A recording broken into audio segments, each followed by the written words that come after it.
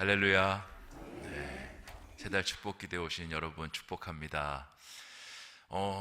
예배를 이렇게 차를 몰고 오는데요. 교회 외관을 봤습니까? 네, 참 예쁘죠? 네, 우리 장로님들, 우리 집사님들 수고하셔가지고 예쁘게 이렇게 장식을 하셨습니다. 혹시 장식하신 분들 만나시면 참 예쁩니다. 너무 귀합니다라고 인사해 주셨으면 좋겠습니다. 세달 축복 기도에 오신 것은요, 너무 잘한 것입니다. 왜냐? 이 세달 축복 기도회는 하나님께서 직접 명명하신 절기입니다. 민수기 10장 10절을 보면 이 세달 축복 기도회, 이 초하루 예배에 대해서 이렇게 이야기합니다. 또 너희의 희락의 날과 너희가 정한 절기와 초하루에는 번제물을 드리고 화목제물을 드리며 나팔을 불라. 그로 말미암아 너희의 하나님이 너희를 기억하시리라. 나는 너희의 하나님 여호와니라.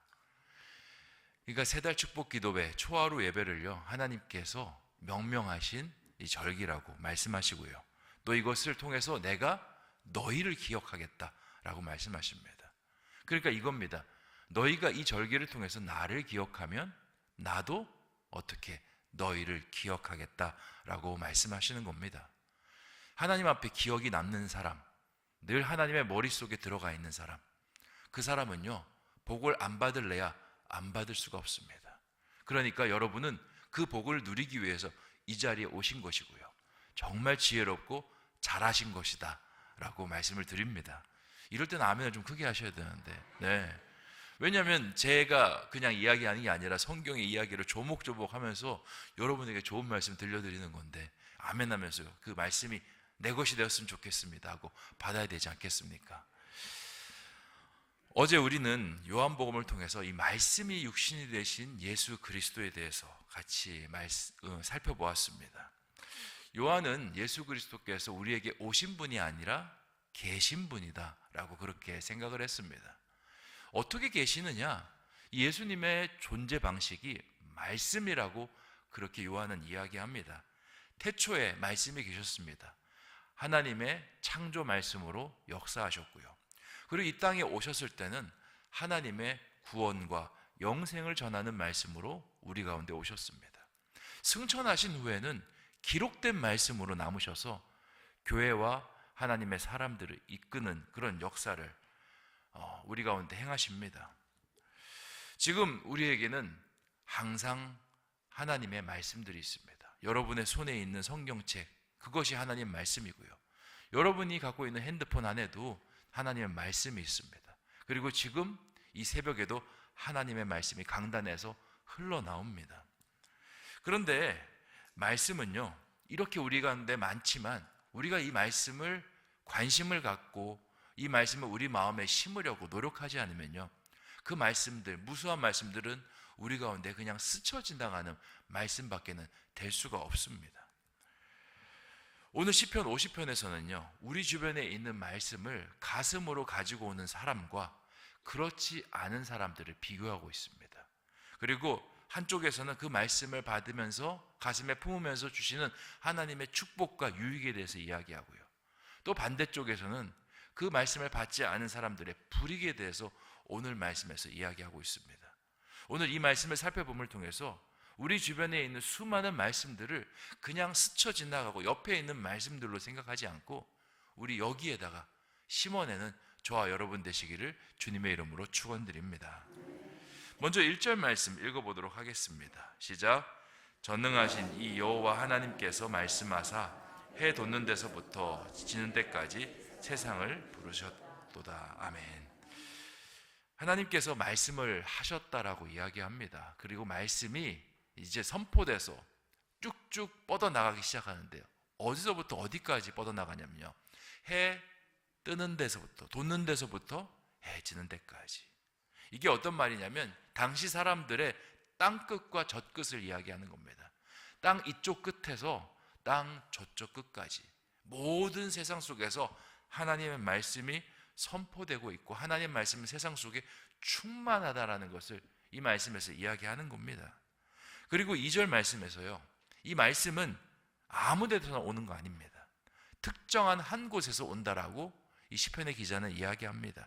2절 말씀도 한번 같이 읽겠습니다. 시작. 온전히 아름다운 시온에서 하나님의 빛을 비추셨도다. 아멘.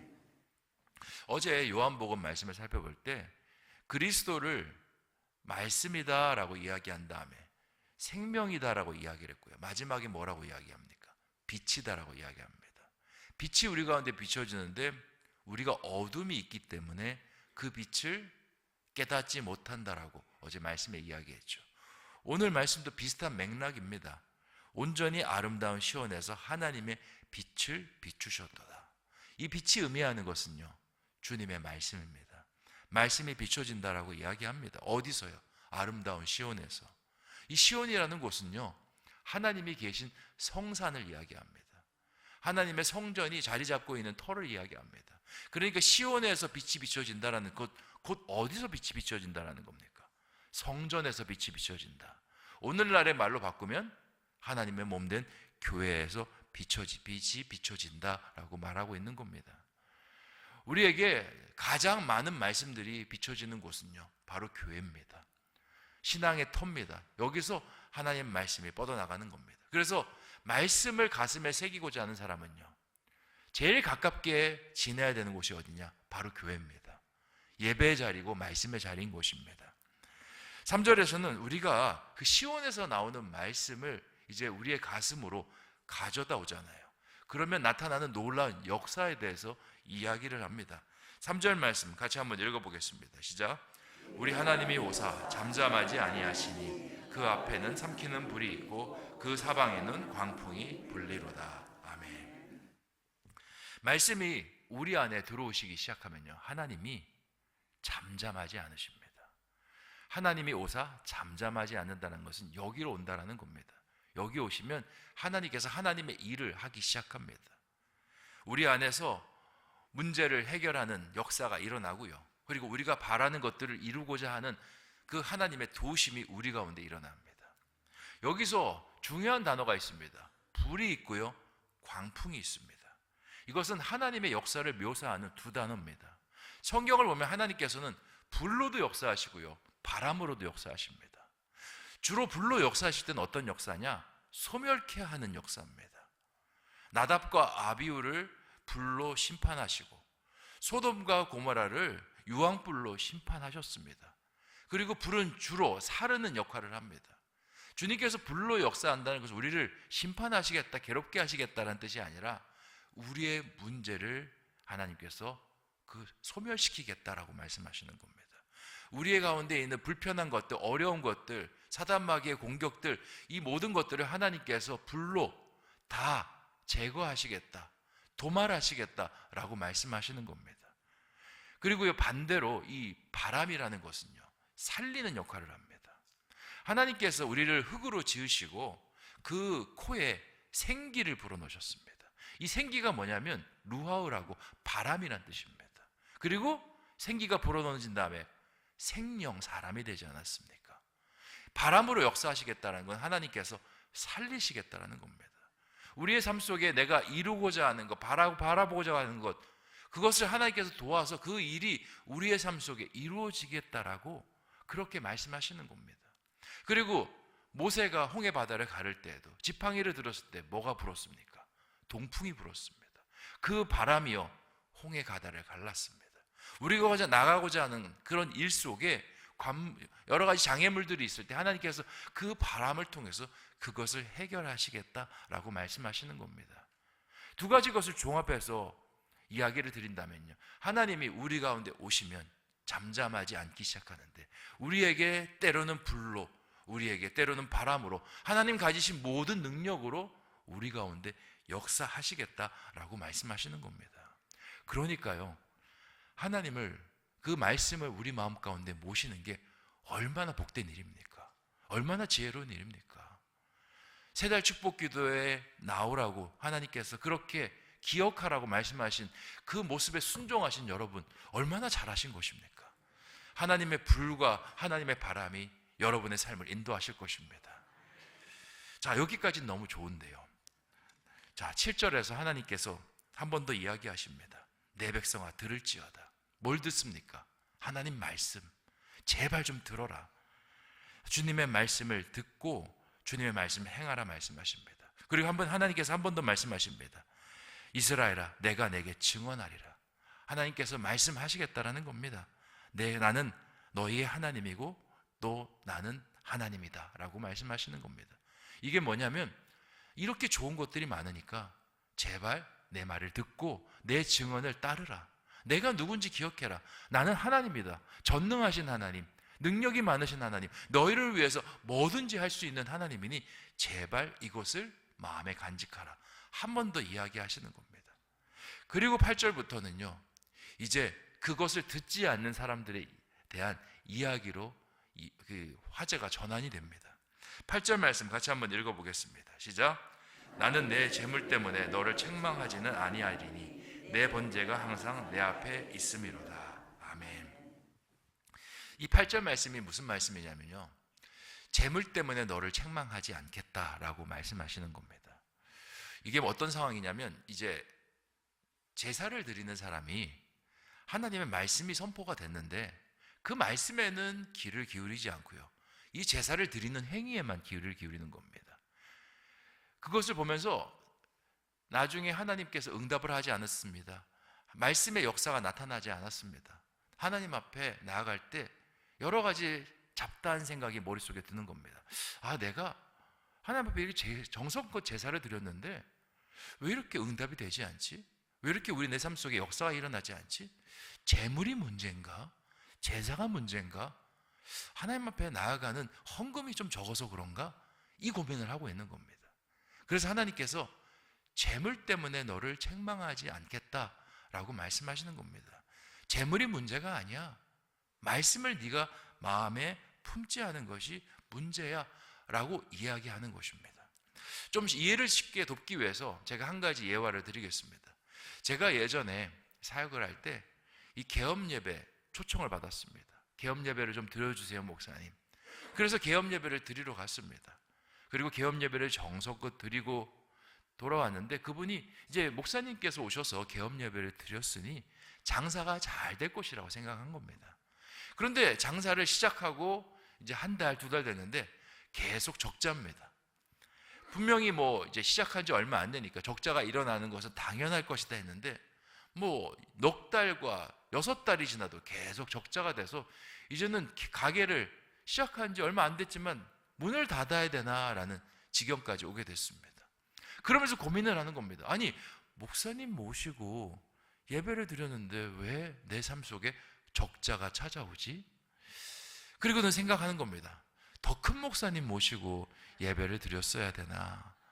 아니면 목사님께 예배 드릴 때 좀 정성이 부족해야 했었나? 무슨 목사님이 무당도 아니고 정성이 부족합니까? 이게 여러 가지 생각을 하는 거예요. 그래서 제가 꼭 이제 우리 성도님들 개업 신방한 다음에 제가 AS를 합니다. 애프터 서비스. 찾아갑니다. 그러면서 이런저런 얘기하면서 속상한 걸 이제 다 들어드렸죠. 그리고는 묻습니다. 집사님, 혹시 제가 개업 예배 때 드렸던 말씀 기억하십니까? 개업 예배 때요? 좋은 말씀 하셨죠. 기억을 못합니다. 성경 어디 구절인지. 그게 문제예요, 집사님. 개업 예배를 드리고 거기에 목사님을 모시고 예배를 행하고 이것이 중요한 것이 아니라 하나님의 말씀이 우리 사업장 속에 뭐라고 선포되었는지, 어떻게 하나님께서 우리 가정 가운데 말씀하시는지 그것을 마음에 품는 것이 중요합니다. 제가 대신방 드릴 때도 말씀드렸지 않습니까? 대신방의 핵심은 목사님과 예배를 드린다, 거기에 방점이 있으면 안 된다고. 목사님이 한 해 동안 우리 가정에 주시는 말씀이 무엇인지를 기억하고 그 말씀을 붙잡고 1년을 살아내면 거기서 능력이 나타나고 거기서 뿌리가 나고 줄기대가 돋고 30배, 60배, 100배의 결실이 맺혀진다라고 그렇게 말씀드리지 않습니까? 여러분 혹시 대신방 때 드렸던 말씀 기억하십니까? 네, 기억하시면 정말 잘하신 겁니다. 지금 이스라엘 백성들이 딱 그 상황인 겁니다. 하나님께서 주신 말씀을 다 흘려보냅니다. 그리고는 제사 드린 걸 가지고 생각하면서 하나님 왜 제 기도 응답하지 않습니까? 제게 주셨던 그 하나님의 비전들을 왜 이루지 않습니까? 그 이야기를 하고 있는 것입니다. 그랬더니 9절에 나는 네 집에 숫소나 수점소 필요하지 않아. 주님께서 그 말씀하십니다. 10절에 산림에 있는 짐승들이 다 내 거고 산의 가축들이 다 내 거다라고 말씀하십니다. 그리고 11절에 새들도 내 거고 들의 짐승들도 내 건데 내가 뭐하러 너한테 재물을 그렇게 원한다라고 생각을 하느냐. 내가 원하는 것은 네가 하나님의 말씀을 품는 것이다. 그렇게 말씀을 전하고 있는 것입니다. 그러면서 15절에 핀트를 제대로 잡으라고 이야기합니다. 너희의 문제는 지금 하나님을 기억하지 못하는 것 문제고 하나님의 말씀을 가슴속 깊이 새기지 않는 것이 문제니 네가 이 환난 날을 통해서 나를 제대로 부르라 라고 말씀하시는 겁니다. 제대로 부르고 불러서 그 말씀을 내 마음속에 다시 제대로 모셔서 하나님과 관계를 맺으라는 겁니다. 그렇게 될 때 내가 너를 건지고 내가 영화롭게 나를 할 것이다. 주님께서 그 말씀을 하시는 겁니다. 사랑하는 성도 여러분, 어제와 오늘 말씀 같은 맥락으로 이어지고 있습니다. 우리가 기억해야 될 것이 무엇이냐면 바로 말씀입니다. 말씀이 능력이 있는 거예요. 사람에게 능력이 있는 것이 아닙니다. 목사님에게 능력이 있는 것이 아니라 목사님이 가지고 와서 선포하는 그 하나님의 말씀이 중요한 것입니다. 우리가 뭔가를 따르고 행하는 것도요, 거기에 소유격이 무엇이 붙어져 있는가가 중요합니다. 하나님의 말씀의 소유격이냐 그렇지 않느냐. 오늘 여러분 그 말씀에 따라 순종하여 이 자리에 오신 줄 믿습니다. 그러면 여러분의 삶의 복이 시작될 것입니다. 그리고 12월 한 달간 꼭 기억하십시오. 말씀대로 살면 됩니다. 말씀대로 따르면요 하나님께서 말씀대로 지키시고 인도하실 것입니다. 그렇게 12월 한 달을 살아내는 저와 여러분 되시기를 주님의 이름으로 축원드립니다. 기도하겠습니다. 주신 말씀 생각하며 함께 기도하기를 원합니다. 오늘 시편의 저자는 말씀을 받는 사람과 말씀을 받지 않는 사람에 대한 이야기를 합니다. 받는 사람은 주님께서 불로도 바람으로도 모든 것으로 역사하시겠다 말씀하십니다. 그리고 두 번이나 이 일을 이루겠다라고 확증하시고 또 증언하십니다. 하나님, 우리가 주님의 이 말씀을 듣고 그 말씀을 가슴에 모시는 사람이 될 수 있도록 인도하여 주시옵소서. 또 다른 사람은 하나님, 제가 예배를 잘 드렸고 제사도 제물도 하나님 앞에 정성 어리게 드렸는데 왜 삶 속에서는 능력이 나타나지 않습니까? 라고 이야기합니다. 그 사람의 문제는 말씀이 없었던 것입니다. 하나님, 우리가 예배도 드리고 하나님도 열심히 섬기지만 말씀이 없어서 이런 불행을 겪는 사람이 되지 않게 하여 주시옵소서. 늘 말씀만 쫓아가는 우리 신성의 교우들 되게 하여 주시고 내가 되게 하여 주시옵소서. 기도하시고요, 우리 나라와 민족을 위해서 기도하기를 원합니다. 어쩌면 지금 나라와 민족이 어려운 것, 말씀이 사라졌습니다. 말씀을 따르지 못하고 있기 때문에 그러한 줄 압니다. 크리스찬 위정자들이 참 많은데 그들이 말씀보다는 위정자들, 나보다 더 힘 있는 자들의 말씀에 굴복하기 때문에 어쩌면 이렇게 어려울 수 있습니다. 다시 하나님의 말씀을 우선순위로 두게 해 주시고, 먼저 크리스찬 이런 위정자들이 나라를 변화시키고 회복시키는 일들에 동참하게 하여 주시옵소서. 기도해 주시고요, 또 우리 귀한 장로님들 세우셨습니다. 7분의 장로님들, 늘 말씀을 상고하고 말씀대로 서려고 노력하는 귀한 장로님들이십니다. 우리 장로님들 더 말씀에 정말 서는 장로님들 되게 해주시고, 또 말씀 따라 솔선수범하는 우리 장로님들 되게 해주시고, 또 말씀의 축복이 충만하게 임하여서 말씀을 따르는 자들이 정말 같이 동기부여되고 자극받고 함께 그 일에 동참하는 귀한 장로님들 될 수 있도록, 또 우리 은퇴하신 장로님들, 또 원로 장로님들 계십니다. 주님께서 함께 해주셔서 원로 은퇴 장로님들 늘 건강하게 해주시고 기도의 샘이 마르지 않게 해주시고 하나님의 은혜가 넘칠 수 있도록 오늘 주신 말씀과 나라와 민족과 우리 장로님들을 위해서 같이 합심으로 기도하도록 하겠습니다. 좋으신 아버지 하나님, 감사합니다. 주님의 은혜 가운데 아버지, 우리가 주의 말씀을 받았습니다. 말씀을 받는다라는 것은 듣는 것이 아닙니다. 가슴에 새기는 것입니다. 가슴에 새길 때 하나님께서 그 말씀대로 역사하시고 불로 또 바람으로 모든 것을 동원해서 역사하시겠다 말씀하십니다. 아버지 하나님, 우리가 그 축복을 받아내려는 우리 모두가 되게 하여 주시옵소서. 또한 아버지 하나님, 우리 나라 민족을 위해서 기도합니다. 나라 민족이 어려운 가운데 있습니다. 어쩌면 아버지 하나님, 그 말씀을 잃어버린 것이 가장 큰 문제가 아닌가 생각이 됩니다. 크리스천 위정자들도 있습니다. 아버지 하나님, 그들이 말씀을 쫓게 해주시고 권력자들을 쫓지 않게 해주시고 당의 이익을 쫓지 않게 해주시고 하나님을 쫓을 수 있도록 도와주시옵소서. 아버지 하나님, 서로 험담하고 서로 아버지 하나님 비난하면서 무엇을 이룰 수 있겠습니까? 아버지 하나님, 마음을 모으게 해주시고 그리스도 중심으로 생각을 모으게 해주시옵소서. 또한 아버지 하나님, 우리 장로님들 세우셨사오니 성령의 기름을 부어주시고 늘 말씀 따라 또 말씀을 준행하며 말씀의 복을 누리고 그 풍성한 복을 가지고 우리 다른 성도들에게 또 도전과 자극이 되며 또 은혜가 될 수 있도록 주의 인도하여 주시고, 우리 원로 은퇴 장로님들 늘 동행하여 주셔서 하나님의 정말 건강이 또 하나님의 기도의 샘이 마르지 않을 수 있도록 도와주시옵소서. 간절합니다. 함께 해주시옵소서.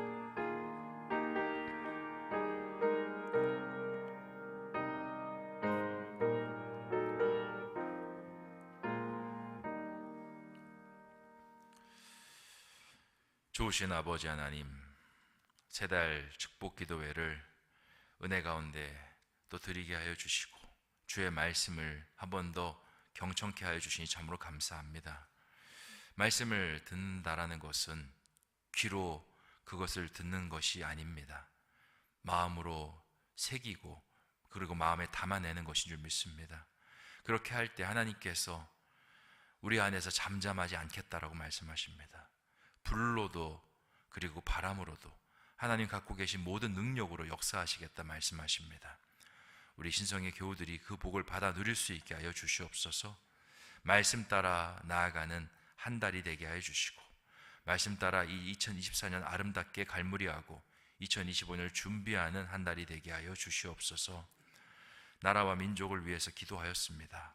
이 나라가 하나님 말씀 앞에 서는 나라가 되게 하여 주시고 특히 우리 크리스천 위정자들이 권력자들과 당의 이익을 쫓기보다 주의 말씀을 쫓는 사람들 되게 하여 주시고 그것을 필두로 하여 정말 이 나라를 다시 한번 살려내는 놀라운 역사가 있게 하여 주시옵소서. 우리 장로님들을 위해서 기도합니다. 우리 장로님들 하나님의 몸된 교회를 위해서 귀하게 섬기시고 또 각자의 자리에서 고군분투하십니다. 늘 은혜가 충만케 하여 주시고 또 말씀을 준행하며 말씀을 목숨처럼 지키고 있습니다. 주님께서 함께하여 주셔서 그 말씀에 기록된 축복이 우리 장로님들에게 충만하게 이루어지게 하여 주셔서 우리 다른 모든 교인들이 그것을 바라보며 말씀 따라 사는데 도전받고 은혜 받을 수 있게 하여 주시옵소서. 또 우리 원로 은퇴 장로님들 늘 건강을 붙들어 주시옵고 또 기도의 샘이 마르지 않게 하여 주시고 늘 성령 충만 은혜 충만케 하여 주시옵소서.